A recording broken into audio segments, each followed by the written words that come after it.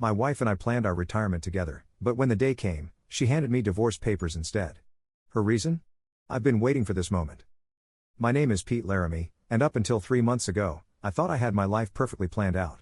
At 63, after nearly 40 years working as a manager at Brindley Hardware, I was finally ready to call it quits and dive into retirement with my wife, Darlene. We had everything lined up, dreams of traveling through Europe, moving closer to the grandkids, and maybe even picking up a beach house down in Florida. We'd built these dreams over the years, a little at a time, like bricks in a house. Or so I thought. Turns out, Darlene was building something completely different. That Tuesday morning, I rolled out of bed, feeling unusually giddy. I could practically count the days left until retirement on one hand. Darlene was already downstairs, sitting at the kitchen table, staring out the window with a cup of coffee clutched between her hands.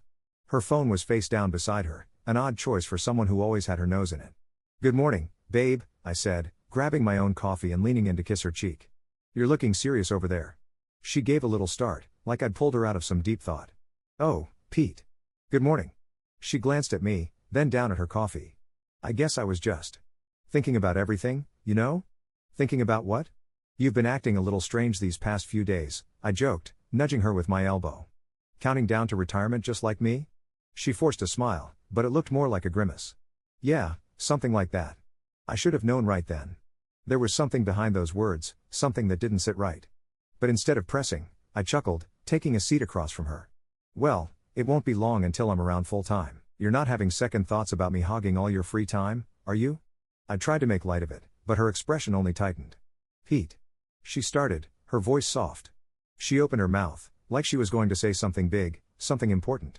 But then, just as quickly, she stopped herself, shaking her head. "It's nothing. I think I'm just getting sentimental. We're about to start this new chapter, you know?" "Yeah," I agreed, feeling a little relieved that she was just feeling emotional.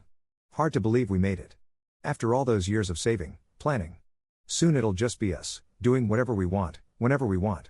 No more alarm clocks, no more weekends cut short by work, just you and me." She looked at me for a long moment, and for a split second, I thought I saw her eyes glisten. But then she blinked, and her face was calm again.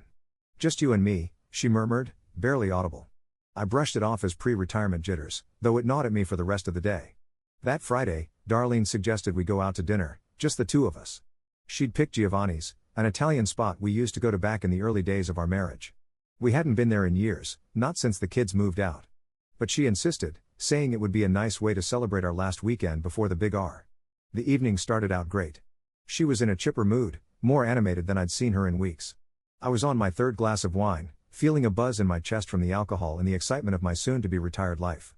"Remember when we'd come here for every anniversary?" I asked, twirling my fork around my pasta. "Feels like a lifetime ago." She smiled, one of those faraway smiles, looking past me at something only she could see. "Yeah, it does. Sometimes it feels like all of this was like a different life, you know?" "Different life? What do you mean?" I chuckled. "You're acting all mysterious tonight, Dar. What, are you planning some kind of surprise for me?" Her face shifted, like she was bracing herself. "Actually, Pete, I do have something I want to talk to you about." I set my fork down, leaning in, my curiosity piqued. "All right, spill it. You're killing me with all this suspense." She took a deep breath, looking down at her plate. I guess I wanted to say thank you. For everything. For sticking with me, for building this life with me." Her voice was soft, almost nostalgic. "You've been a good husband, Pete. The best." I laughed. "What's all this mushy talk? You're starting to worry me. It's like you're giving a speech at my funeral." She smiled tightly and took a long sip of her wine. "No, it's nothing like that. Just, I've been thinking a lot lately. About us, about our lives together." "Well, what about our lives together?" I said, my brow furrowing. "You're acting like something's wrong. Is everything all right?" She hesitated, just long enough for me to notice, then shook her head. "Everything's fine, Pete. Really. I guess I'm just preparing for this next chapter too." That was the last she said about it that night. The rest of the evening, she kept the conversation light, asking about the kids, the grandkids, and our plans for a post-retirement road trip across the country. But her earlier words stuck with me, clinging to the back of my mind, even as we laughed and reminisced over tiramisu. Finally, the day had come. I was officially retired. It felt surreal waking up and knowing I'd never have to drag myself to Brindley Hardware again. The night before, Darlene had planned a small retirement party for me with some friends and family. I was already looking forward to it, thinking about the food, the stories, and all the remember when moments. But when I came downstairs that morning, the kitchen was empty. No Darlene, no coffee brewing, just an envelope sitting on the table, my name scrawled across it in her familiar handwriting. Darlene? I called out, but the house was silent. I picked up the envelope, already feeling a weird sense of dread creeping in. Inside were divorce papers. My hands shook as I stared at them, my brain refusing to process what I was seeing. I blinked, hoping I'd read it wrong. But no, there it was, in black and white.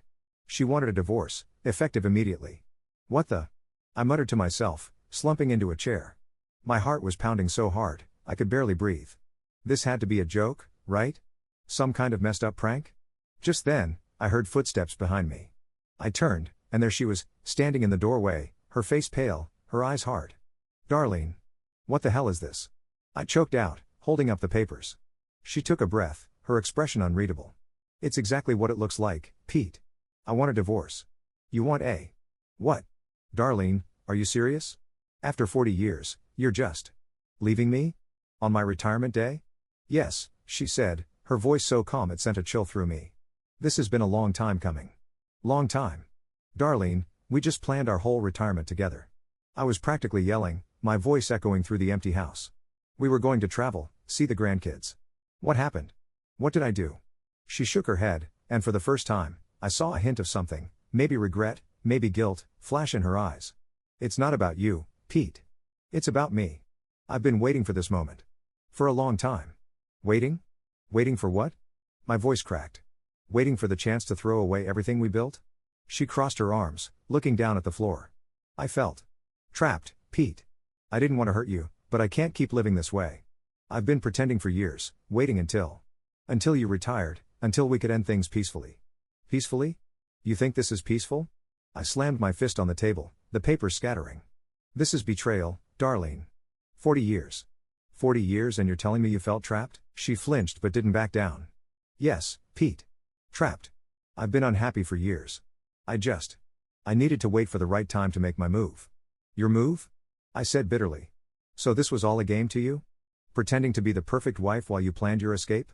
Don't do that, she snapped, her voice sharp. Don't make me the villain here. I gave you 40 years, Pete. 40 years of my life, and all I got was this. This house, this routine. It wasn't enough. I felt my chest tighten, a sick feeling pooling in my stomach. So, who is he? She froze, her face paling. What are you talking about? Oh, come on, Darlene. I might be old, but I'm not stupid. Nobody does this unless they've got something else lined up. Who is he? She bit her lip, looking away. For the first time, she looked genuinely ashamed. His name is Leo. I met him years ago. Through book club. Book club? I laughed bitterly. So that's what you've been doing all these years? Running off to meet him while I sat here, clueless? Pete, I'm sorry, she whispered. I didn't want you to find out like this. You didn't want me to find out at all, I shot back. You were just going to walk away, leave me with these papers and... What, move in with him? She nodded slowly. Yes. I'm moving to Atlanta. With him. I felt like I'd been punched in the gut. Atlanta? You were going to leave, just like that? After everything. The kids, the grandkids, this life we built. None of that mattered to you? It mattered, she said softly. But it wasn't enough. I'm sorry, Pete. I really am. Darlene left that day, leaving me with a house full of memories and a future I no longer recognized. For weeks, I barely left the house, ignoring calls, canceling our plans, trying to make sense of how my life had crumbled overnight. It was only when I ran into a mutual friend, Rick, that I learned the full extent of her betrayal.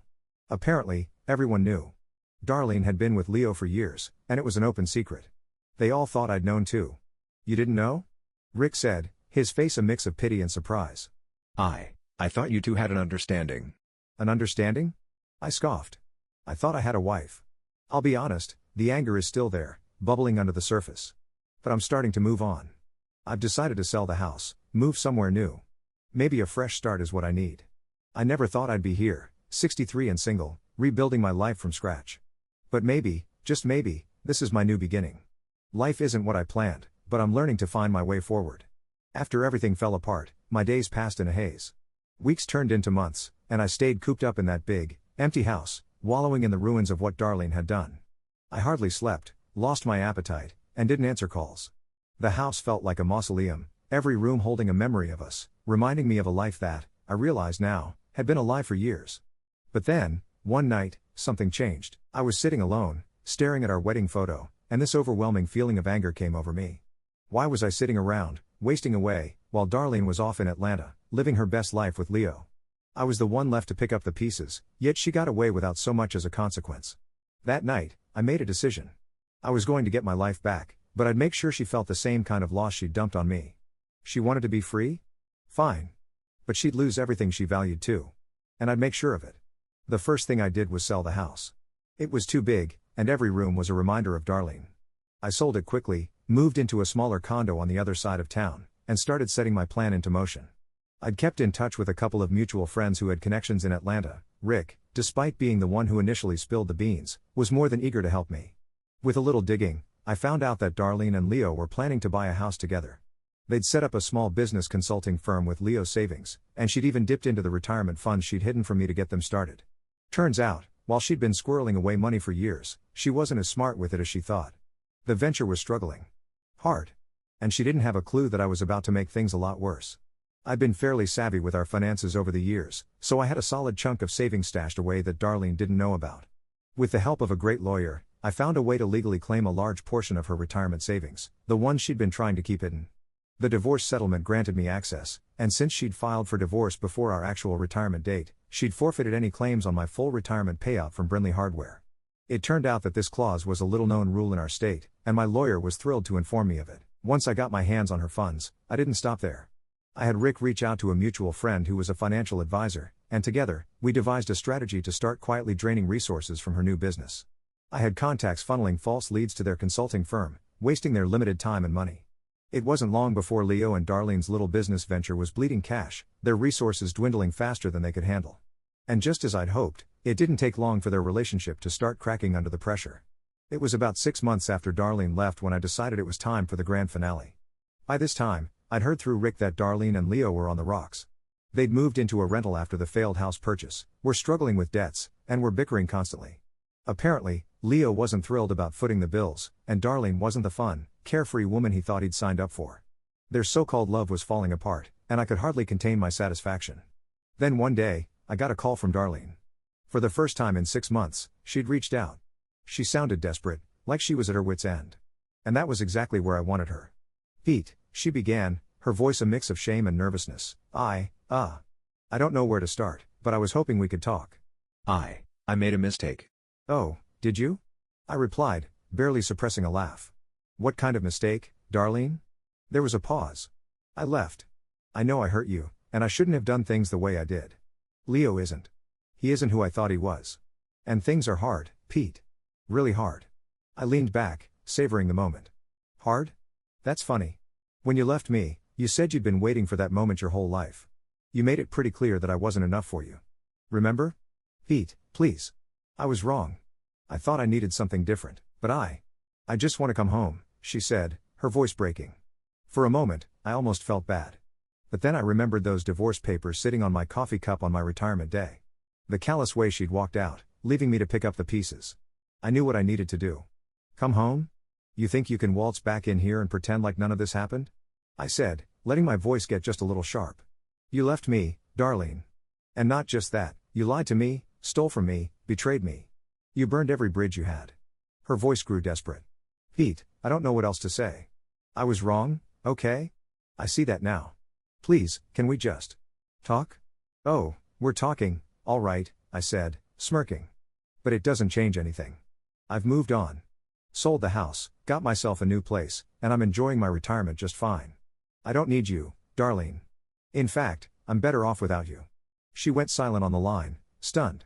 I could almost picture her face, the shock and horror as she realized I wasn't going to be her backup plan. Not this time.